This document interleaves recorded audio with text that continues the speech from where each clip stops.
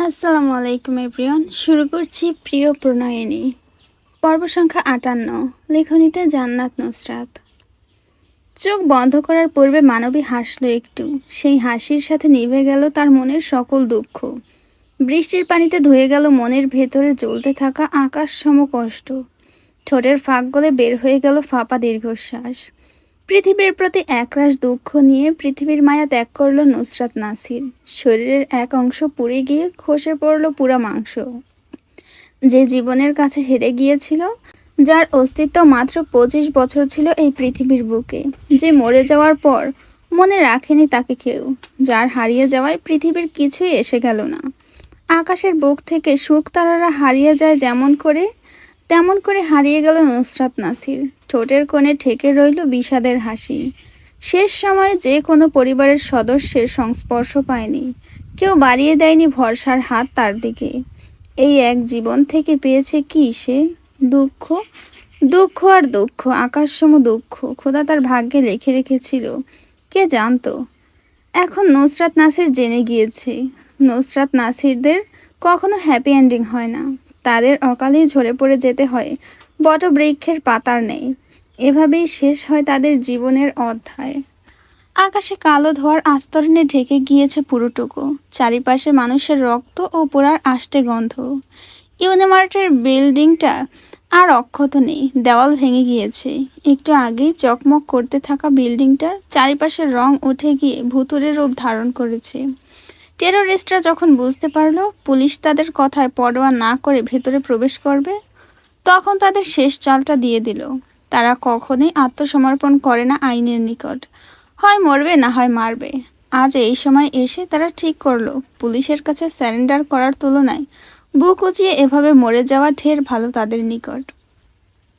তাই পুরো বিল্ডিংটা এক লহমায় শেষ করে দিল। সাথে সাথে শেষ করে দিল নির্দয়ের মতো একাধিক মা ও শিশুকে। দুপুর 2টা বাজতে বাজতে বাংলাদেশের সকল নিউজ চ্যানেলে খবরটা ছড়িয়ে পড়ল। নিউজ চ্যানেলের শিরোনাম জুড়ে নিল টেররিস্টের বোমা হামলায় ও গুলিতে নিহত সৈয়দা নুসরাত নাসির। পত্রিকাগুলোতে প্রথম পাতায় ছাপল টেররিস্টের বোমা হামলায় নিহত সৈয়দ চয়েসের সিইও সৈয়দা নুসরাত নাসির। কোনো কোনো পত্রিকায় মোটা করে নুসরাতের ছবি দিয়ে তার সম্পর্কে লেখা, কেউ কেউ তার পুরো জীবনী তুলে ধরেছে। অনেকে সেই সব নিয়ে বিরক্ত হলো, অনেকে আবার দুঃখ প্রকাশ করলো। কিন্তু মলের ভেতরে যে সাধারণ জনগণ মরল তা নিয়ে কারোর কোনো মতামত দেখা গেল না। তারা এলিট পর্যায়ের ধনেঢ্য পরিবারের মেয়েটাকে নিয়েই পড়ে রইল। বাতাসের গতিতে ছড়িয়ে পড়ল সেই খবর চারিদিকে। কিন্তু তখনও সৈয়দ পরিবারের সবাই অজ্ঞ এই বিষয়ে। তারা নতুন বউ বরণ করার কাজে মেতে আছে। নিউজ চ্যানেলের লাইভ টেলিকাস্টে দেখা গেল ইউনিমার্টের দেওয়াল খসে খসে পড়ছে। ভেতর থেকে মানুষের পোড়া লাশের খণ্ড বিখণ্ড টুকরো নিয়ে বের হয়ে আসছে একদল মানুষ। সেই চাঞ্চল্যকর খবর শুধু বাংলাদেশের নিউজ চ্যানেলেই আটকে রইল না, আন্তর্জাতিক নিউজ পেপারে, নিউজ চ্যানেল পর্যন্ত নিমিষেই পৌঁছে গেল হৃদয় বিদারক লোহমর্ষক খবরটা। ঘড়ির কাঁটা টিকটিক করে চলছে। ঠান্ডা নিস্তব্ধ বাড়িতে সেই শব্দটা যেন বজ্রপাতের মতো মনে হচ্ছে। বৃষ্টি তখনও থামেনি। অবিরাম ধারায় বৃষ্টি টিপ টিপ করে পড়ছে ধরণীর বুকে। নীল আকাশটা কালো মেঘের প্রলেপে অন্ধকার হয়ে আছে। জোহরের আজান দিয়েছে মাত্র। নাসির সাহেব গোসল থেকে বের হয়ে মাথায় টুপি পরলেন। অজুর পানি মুখে লেগে আছে, তা উজ্জ্বল নক্ষত্রের মতো জ্বলজ্বল করছে। জায়নামাজ পশ্চিম দিকে বিছিয়ে নামাজ শুরু করলেন। দীর্ঘ সময় নিয়ে সেজদা দিলেন। সাধারণ দিনের তুলনায় আজ সময় নিলেন বেশি সালাত আদায়ে। সকাল থেকেই মনে কিছু একটা হচ্ছে, আরাম পাচ্ছেন না, বুক ভার হয়ে আছে। কিছু একটা নেই নেই উপলব্ধি হচ্ছে। সেই নেইটা কি তিনি বুঝতে পারলেন না। তিনি চিন্তিত ভঙ্গিতে মোবাইল হাতে নিয়ে প্রথমে নুসরাতকে কল দিলেন। মেয়েটা ছন্নছাড়া, কখন কি করে বলা মুশকিল। ইরশাদ নিজেকে সামলে নিতেই জানে, তাই ইরশাদকে নিয়ে কোনো দুশ্চিন্তা নেই। নুসরাতকে নিয়ে যত দুশ্চিন্তা। এত উগ্র আর বেপরোয়া হলে জীবন চলে না। শীঘ্রই ভালো দেখে একটা ছেলের কাছে মেয়েটাকে বিয়ে দেবেন। এইভাবে আর কতদিন? বয়স তো বাড়ছে, 25 বছর হয়ে যাবে সামনে 30 তারিখে। এত বড় হয়ে গিয়েছে, তারপরও জেদি মেয়েটা একটুও বদলায়নি। কল আজ বাজলো না, রিংও হলো না। ওপাশ থেকে ভেসে এলো, সংযোগ সম্ভব হচ্ছে না। নাসির সাহেব চিন্তিত বদনে হেঁটে গিয়ে বসলেন সোফায়। এর মধ্যে ড্রয়িং রুমে উপস্থিত হলেন নাজমিন বেগম। ইশরাতের সাথে কথা বলছেন তিনি। জিজ্ঞেস করছেন, বউ নিয়ে আসবে কখন এই বাড়িতে? ওপাশ থেকে হই হুল্লোড়ের শব্দ শোনা যাচ্ছে। ইশরাত চেঁচিয়ে উত্তর দিল মায়ের প্রশ্নের, আসছি, আধ ঘন্টা সময় দাও। সোফায় গিয়ে নাসির সাহেব টিভি চালালেন। রিমোট চেপে নিউজ চ্যানেলে ঢুকতেই আজকের তাজা খবর দেখলেন। শিরোনামের দিকে চোখ গেল না। চোখ গেলে হয়তো এতক্ষণ বসে থাকতে পারতেন না। টিভির সামনে একটা মুখ দেখা গেল, গলায় আইডি কার্ড ঝোলানো, হাতে মাইক নিয়ে দাঁড়িয়ে আছেন এক ভদ্রমহিলা। পেছনে পোড়া শপিং মল দেখা যাচ্ছে। কালো আকাশের বুক চিরে উড়ে যাচ্ছে কালো রঙের কয়েকটা কাক। নাসির সাহেব স্ক্রিনের দিকে তাকিয়ে রইলেন। মহিলাটা কথা বলছে আজকের বিষয়বস্তু নিয়ে। এর মধ্যেই হঠাৎ পাগলের মতো হন্তদন্ত হয়ে ছুটে আসলো আহান। এসেই হাত থেকে টেনে নিল রিমোটটা। রিমোট চেপে বন্ধ করে দিল টিভি। নাসির সাহেব অবাক চোখে তাকালেন তার দিকে। রক্তশূন্য চেহারাটা দিয়ে তাকিয়ে জিজ্ঞেস করলেন, কি হয়েছে? আহান উত্তর দিল না। তার সারা শরীর কাঁপছে, থরথর করে হাত দুটো। ছেলের এমন হাবভাব দেখে নাজমিন বেগম নিজেও শঙ্কিত হলেন।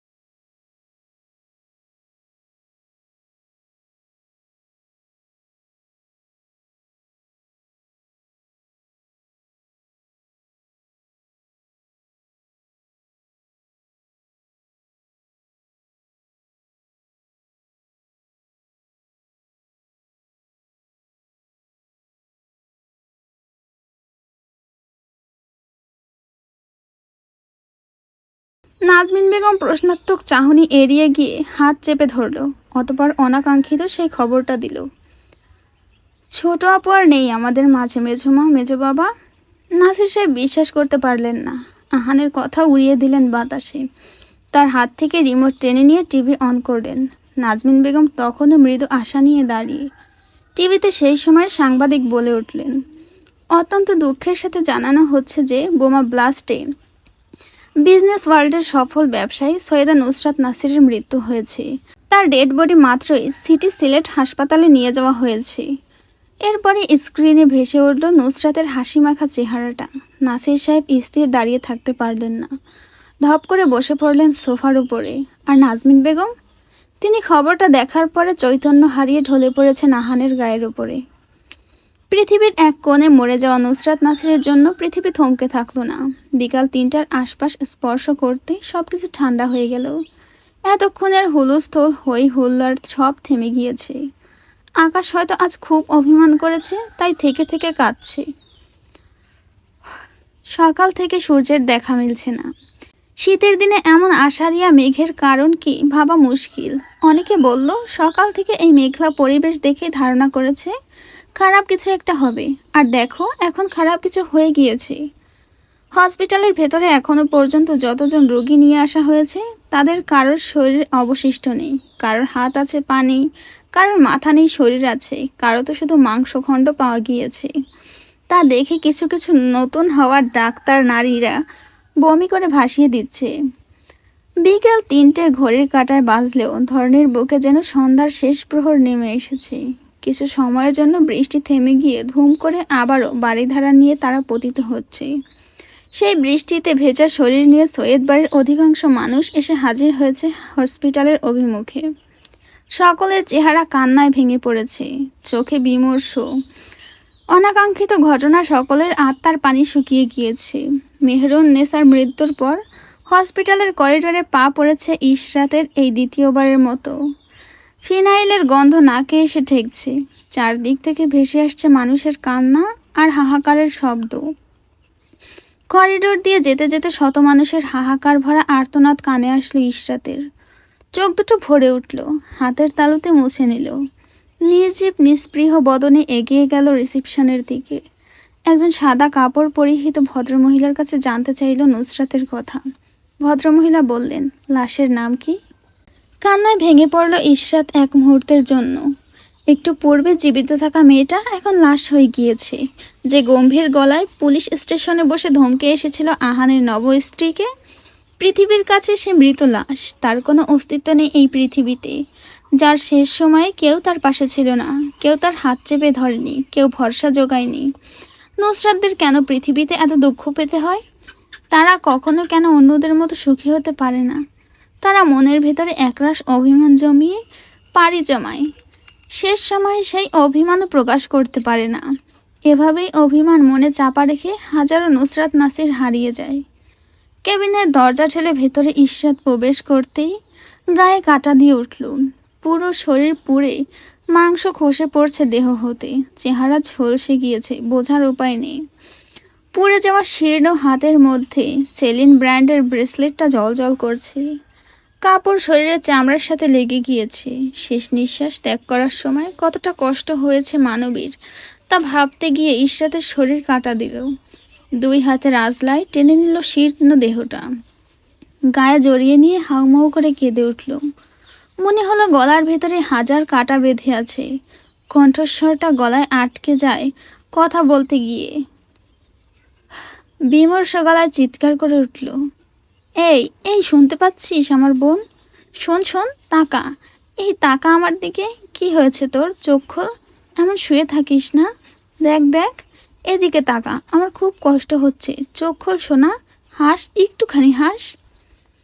ইশরাতের চিৎকারে কেঁপে উঠল পুরো কেবিনটা।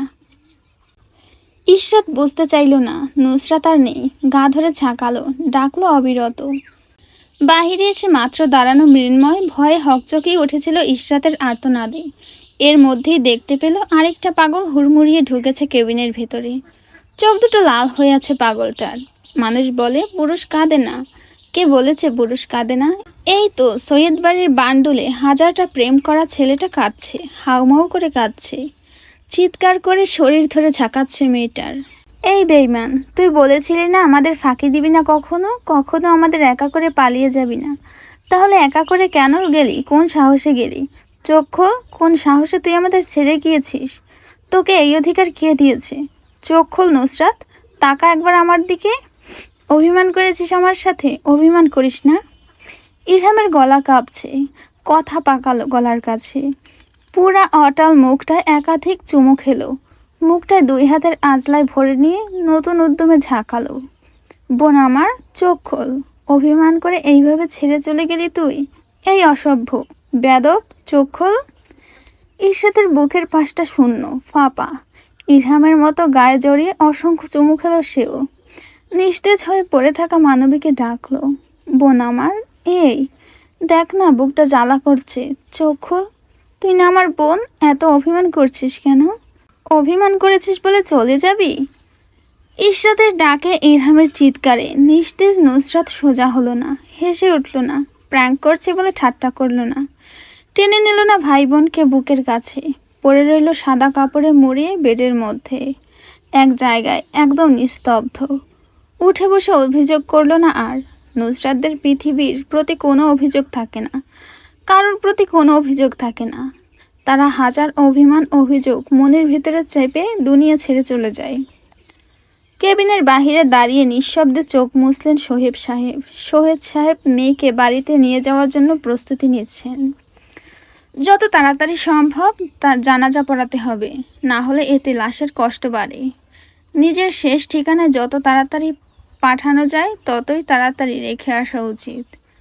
চোখ দুটো লাল হয়ে আছে। ফর্মালিটি পূরণ শেষ করতেই চোখের পানি একাধিকবার মুছলেন তিনি। ঝর্ণা বেগম আর রোহিণী বেগমকে বাড়িতে পাঠানো হয়েছে। আমিরা আর সৌরভী কী করছে, কতটুকু ওইদিকে সামলাতে পারছে কে জানে। মেজো ভাইয়ের অবস্থাই বা কী, জানে না কিছুই। খবর পাওয়া মাত্রই তারা ছুটে এসেছে হাসপাতালে। সোহেদ সাহেব রিসেপশনিস্টের কাছে জানতে চাইলেন মেয়েকে বাড়ি নিয়ে যেতে পারবো কখন। এক ছেলে বলল, লাশ রাতের মধ্যে নিয়ে যেতে পারবেন। আপনারা আইডেন্টিটি ভালো করে চেক করতে চাইলে লাশের। কথা শেষ হতে পারল না। মুখের মধ্যে পড়ল এক ঘুষি, একের পর এক লাগাতার। কিছু বোঝার সুযোগ না দিয়ে আহান হামলে পড়ল ছেলেটার উপর। হিংস্র প্রাণীর মতো হিস হিস করে শুধালো, লাশ কে? কে লাশ? লাশ কাকে বলছিস তুই? লাশ কি? হ্যাঁ, লাশ বলবি না একদম। সোহেদ সাহেব সম্বিত ফিরে পেতেই ছেলের কাঁধ ধরে টেনে ছাড়ানোর চেষ্টা করলেন, কিন্তু বয়স্ক লোকটার মাত্র তাগড়া হওয়া ছেলেটার শক্তির সাথে পেরে উঠলেন না। ডাক্তাররা ছুটে এসে টেনে হিঁচড়ে আহানের হাত থেকে ছেলেটাকে বাঁচালো। তবুও হিংসাত্মক মুখে চেয়ে রইল সে। পারলে ঝাঁপিয়ে পড়বে। এতটাই অ্যাগ্রেসিভ আর উত্তেজিত হয়ে উঠল যে শেষে ইঞ্জেকশন পুশ করে বেড রেস্টে রাখা হলো তাকে। ইশরাতের হাজারো ডাকে সাড়া দিল না নুসরাত। উঠে বসল না, গম্ভীরভাবে বলল না, রংলীলা করছিস দুটো? চুপ, প্যান প্যান করে মরে যাচ্ছে। আমি কি মরেছি? হ্যাঁ, এত হেদিয়ে মরছিস কেন? নেকা মেয়ে মানুষ। নির্লিপ্ত নুসরাত বেডে শুয়ে থাকে ওভাবেই। নরম শুভ্র রক্তাপ পা দুটো, রক্তের ছাপ, রক্ত শুকিয়ে বসে গিয়েছে। নাকের নোজ রিংটা সব সময়ের মতো জল জল করে জানান দিচ্ছে না, কেমন কালো রং ধারণ করেছে। মুখ চৌচির হয়ে আছে, লাবণ্যতা নেই, নেই কোনো কষ্টের ছাপ। ইশরাত তাকিয়ে রইল মুখটার দিকে নির্বিশেষ। গাল বেয়ে গড়িয়ে পড়ল এক দুই ফোঁটা চোখের পানি। খুব করে বলতে ইচ্ছে হলো, বারে, স্বার্থপরের মতো সব কিছু থেকে মুক্তি নিয়ে নিলে তুই। কই, আমার তো একটা শেষ আবদার রাখলি না? আরও চাপিয়ে দিয়ে গেলি দুজন মানুষের ভার। সেই মানুষ দুটোকে আমি সামলাবো কিভাবে? আগে শিখিয়ে দিয়ে যেতে ওদের কিভাবে সামলাবো, তারপর না হয় পাড়ি জমাতে। লজ্জা করলো না একা আমাকে এইভাবে মাঝ সমুদ্রে ফেলে যেতে? ছি নুসরাত নাসির, তোমার বড়ই লজ্জা কম, নির্লজ্জ তুমি। আমার কি কম কষ্ট? কই, আমি তো মৃত্যুকে সাদরে গ্রহণ করিনি, কিন্তু তুমি তা করেছো। আমার ঘাড়ে গুরুর দায়িত্ব ঝুলিয়ে দিয়ে তুমি পৃথিবী থেকে পালিয়ে গেলে। কেন এটা করলে তুমি? তোমার কি একবারও আমার কথা মনে হয়নি? দুটো মানুষের কথা মনে হয়নি? তারা তোমাকে হারিয়ে কিভাবে বাঁচবে সেটা বুঝলে না? একটুক্ষণের জন্য উপলব্ধি করলে না? নুসরাত নাসির স্বার্থপর, ভীষণ স্বার্থপর তুমি। কাউকে যাওয়ার আগে একবার বলে যাওনি, আর এই পৃথিবী কি না তোমাকে তোমার শেষ ঠিকানায় পাঠানোর জন্য হাজারো আয়োজন করছে। কই নুসরাত নাসির, তুমি দেখছো না আমি কাঁদছি, তোমার বোন কাঁদছে। তুমি শুনতে পেলে না, জানতে পারলে না। তোমার চলে যাওয়ায় কারোর কিছু না এসে গেলেও ইশরাত নাসিরের অনেক কিছুই এসে গিয়েছে। বয়স্ক লোক সৈয়দ নাসির উদ্দিনের এসে যায়। বয়স্ক মহিলা যে তোমায় 10 মাস 10 দিন পেটে ধরে জন্ম দিয়েছিল, মেয়ে হওয়া সত্ত্বেও হাজারো মানুষের বিরুদ্ধে লড়ে গিয়েছিল, সেই মানুষটার এসে যায়। তাদের কথা একবারও মনে করলে না? শোনো নুসরাত নাসির, তুমি স্বার্থপরের মতো পৃথিবীকে ফাঁকি দিয়ে চলে গেলেও তোমার প্রতি আমার অনেক অভিমান, অনেক। তোমাকে আমি কখনো ক্ষমা করব না। হাসরের ময়দানে তোমার জবাবদিহিতা করতে হবে, কেন আমার উপর গুরু দায়িত্বগুলো চাপিয়ে দিয়ে চলে গেলে। তুমিও বেঈমান মেহরুন নেসার মতো, তুমিও বেঈমানি করলে। ইশরাতের সেই ভেতরের কথা শুনলো কি নুসরাত? না, শুনল না। মৃত মানুষ সেসব শোনে না। তাদের মস্তিষ্ক হৃদয়ের সকল চলাচল থেমে যায় 7 মিনিট পার হওয়ার মধ্যেই। ইশরাত নাসিরের হাজারো অভিযোগ শোনার জন্য নুসরাত নাসির বেঁচে রইল না। ইশরাত নাসিরও জানতে পারল না মরার পূর্বে নুসরাত নাসিরও তাদের কথা ভেবেছে। তাদেরকে শেষবারের মতো দেখার জন্য তার মন কারণে ইচ্ছাটা উকি দিয়েছিল। সেই ইচ্ছা তার পূর্ণ হয়নি, অচিরেই হারিয়ে যেতে হয়েছে তাকে। ক্যালেন্ডারের পাতায় 8 ডিসেম্বর, রাতের অন্তিম প্রহর। তুষারপাত হচ্ছে অবিরাম। নিস্তব্ধ সেই রাতের নিস্তব্ধতা ভেদ করে 3 তলার একটা বিল্ডিংয়ের দোতলার রুম থেকে ভেসে আসছে এক মানবের চিৎকার। সেই চিৎকারে বিল্ডিংয়ের প্রতিটা দেওয়াল কাঁপছে। বারংবার ফ্লাইট বুক করার কথা বলে গজরাচ্ছে সে। অতঃপর হুমকি দিল, যদি আগামীকালের ভেতরে তাকে যাওয়ার ব্যবস্থা করে না দেওয়া হয় তাহলে ছাদ থেকে লাফ দিয়ে নিজের জীবন নিজেই নিয়ে নেবে। সেই কথা হয়তো কাজ করলো, তাই কয়েক লাখ টাকা খরচ করে 9 ডিসেম্বর দুপুরে ফ্লাইট বুক করে দেওয়া হলো। 5:59। মাগরিবের আজান দিয়েছে বহু পূর্বেই। ইশরাত গতকাল থেকেই বসে আছে নুসরাতকে যেই কেবিনে রাখা হয়েছিল সেখানে। এখন পর্যন্ত তাকে বাড়িতে নিয়ে যাওয়া হয়নি। পুলিশের ঝামেলা এসে ঠেকেছে ঘাড়ে, তাই লাশ যাতে না পচে সেই জন্য ফ্রিজে রাখা হয়েছে। বাড়ির কী অবস্থা সেই বিষয়ে অজ্ঞ সে, শুধু শুনেছে নাসির সাহেব নাকি কারোর সাথে কথা বলছেন না। মানুষ অতি শোকে পাথর হয়ে যায়, তেমনই হয়ে গিয়েছেন আহান আর নাজমিন বেগমের একই অবস্থা। দুজনেই হুঁশ ফিরে ফেলে উত্তেজিত হয়ে পড়ছেন, তাই ইঞ্জেকশন পুশ করে ঘুম পাড়িয়ে রাখা হয়েছে। ঘন্টা কয়েক পর পর মৃন্ময়ের দেখা পাওয়া যাচ্ছে। এই সেই বলে সান্ত্বনা দেওয়ার চেষ্টা করছে, কিন্তু ইশরাতের সেই সান্ত্বনার প্রয়োজন নেই। সে নিজেকে বুঝিয়ে নিয়েছে নুসরাত চলে গিয়েছে, ফিরে আসবে না সে। তবুও কেন যেন পড়ে রয়েছে নুসরাতের তখনকার বেড আঁকড়ে ধরে, কে জানে কেন। 10 ডিসেম্বর রাতে অলৌকিক একটা ঘটনা ঘটল। তখন রাতের প্রথম প্রহর, তুফান শুরু হয়েছে। ইশরাত বৃষ্টিকে ভীষণ ভয় পায়। যখনই বৃষ্টি হয় তখন এক একটা অঘটন ঘটে। সেই বৃষ্টির দিনেও মেহেরুন্নেসা হারিয়ে গেল, আবার একই বৃষ্টির দিনে নুসরাতও হারিয়ে গেল। সেই বৃষ্টির রাতে ভেজা শরীর নিয়ে হুড়মুড় করে হাসপাতালে এক পাগল লোক ঢুকলো। উদ্ভ্রান্ত তার দৃষ্টি, চোখ দুটো ঘোলাটে, উস্কো খুস্কো চুল দেখে কেউ বুঝতেই পারবে না লোকটা কোনো ভালো ঘরের সন্তান। প্রাইভেট হসপিটাল হয়, সেখানে রোগীর আত্মীয় ছাড়া কাউকে ইনফরমেশন দেওয়া হয় না। আরুষ যখন জানতে চাইল কেবিন নম্বর কত, তখন তাকে জানানো হলো না। সেই নিয়ে হুলস্থুল কাণ্ড ঘটালো সে। একসময় দেখা মিলল ক্লান্ত পরিশ্রান্ত ইশরাতের, যে ঘাড় বাঁকা করে হেঁটে আসছে এদিকে। আরুষকে দেখে মোটেও যেন অবাক হলো না। নিস্তেজ গলায় জানিয়ে দিল নুসরাতকে কোন রুমে রাখা হয়েছে। লোকটা ছুটল, পাগলের মতো ছুটে গেল দিক নির্দেশনার দিকে, কিন্তু তাতে ভুরুক্ষেপহীন ইশরাত। কই বেঁচে ছিল যখন, তখন তো এমন করে ছুটে আসলো না। এখন মরার পর আসছে সবাই। চোখ গেল হাসপাতালের ট্রান্সপারেন্ট গ্লাসটার দিকে, সেখানে দাঁড়িয়ে আছে হেলাল সাহেবের পরিবার। ইশরাত দেখেও যেন দেখল না, অশরীরের মতো হেঁটে চলে গেল অন্যদিকে। গায়ের ওড়না একপাশে গড়াগড়ি খাচ্ছে মেঝেতে। আরুষ যখন ধীর পায়ে বরফ শীতল রুমটায় প্রবেশ করলো, তখন বুকটা ধক করে উঠল। ওই তো সাদা বিছানায় নুসরাত শুয়ে আছে। আরুষকে দেখে উঠে বসছে না। গায়ে জড়ানো সাদা রঙের একটা কাপড়। গ্লাস ঠেলে ধীর পায়ে প্রবেশ করতে গা কাটা দিয়ে উঠল মানবের। নুসরাত তখনও শুয়ে, চোখ বন্ধ করে নিজ আত্মমগ্নতায় বিভোর। ভেতরে ঢুকতে ঢুকতে আরও সহজ গলায় মেয়েটাকে বলল, মি আমর, আমি এসেছি, চোখ খুল, চোখ খুলে তাকা একবার। নুসরাত তাকালো না, চোখ বন্ধ করে পড়ে রইল। নিস্তেজ দেহ। আরস এগিয়ে গিয়ে দুই হাতে আগলে ধরল রমণীর জীর্ণ শরীরটা। নড়াচড়া খেতেই পুরো শরীর থেকে একদলা মাংস খসে পড়ল। আরও সাঁতকে উঠল তাতে। বাচ্চাদের মতো করে জানতে চাইল, ব্যথা পেয়েছিস? খুব ব্যথা পেয়েছিস নুসরাত? সত্যি, আমি তোকে ব্যথা দিতে চাইনি। আরশের কথার কোনো প্রতিউত্তর আসলো না। ঝলসে যাওয়া চেহারাটার দিকে তাকিয়ে নীরব কয়েক পল কাটালো। আরশ ঢোক গিলল। গলার কাছে কথাগুলো দলা পাকিয়ে যাচ্ছে।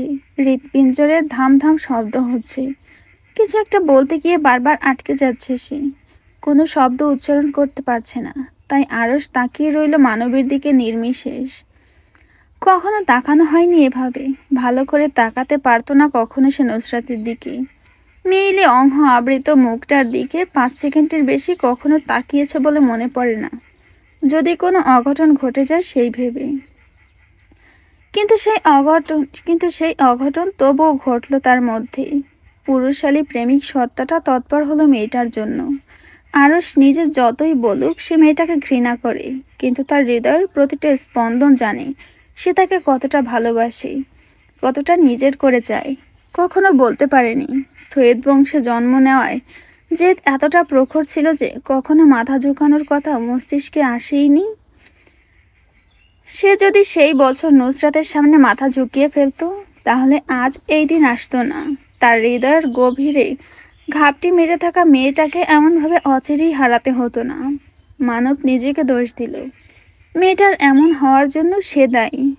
অস্ত্ররুদ্ধ স্বরে প্রিয়সীর কাছে সহসা স্বীকারোক্তি করল, সব আমার জন্য হয়েছে, সব দোষ আমার, আমাকে ক্ষমা করবি না কখনো, বুঝেছিস? অতপর কয়েক পল কাটল নুসরাতের চেহারা অবলোকন করতে করতে। বাহিরে ধুম বৃষ্টি, বিদ্যুৎ চমকাচ্ছে। শীতের প্রখরতায় পাতলা শার্ট পরিহিত আরসের ব্রিটিশ পুরুষদের মতো উঁচু নাকটা লাল হয়ে আছে। ঠোঁট দুটো একসাথেই রক্তাভ। আকস্মিক সেই চির নিস্তব্ধতা ভেদ করে ভেসে এলো মানবের কঠিন অস্ত্ররুদ্ধ স্বরে সহজ ভালোবাসার স্বীকারোক্তি। I love you, I love you, I love you more than anything. তুই শুনতে পাচ্ছিস তাই না নুসরাত? কথা বল, কথা বলছিস না কেন? মানবের কাতর স্বরের কণ্ঠ থামল সেকেন্ডের জন্য। সে জানতে পারল না তার প্রিয়সী শেষ নিঃশ্বাস ত্যাগ করার পূর্বে এই শব্দগুলো শুনতে চেয়েছিল। পুরুষালী শক্ত সামর্থ্য স্বরটা ভঙ্গুর। আবারও প্রতিধ্বনিত হলো, মাই প্রিসিয়াস গর্জিয়াস লেডি, চোখ খোল প্লিজ, অভিমান করে থাকে না এইভাবে। হেই নুসরাত।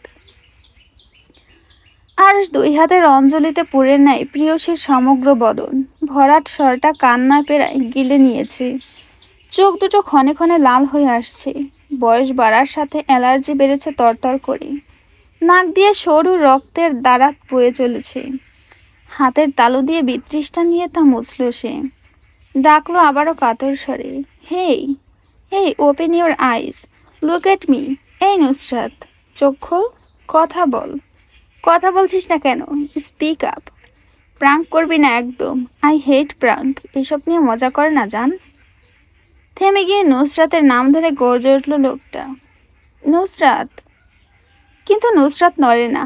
আরশ প্রিয়সীর শীর্ণ হাতটা পুড়ে নেয় নিজের হাতের মুঠায়।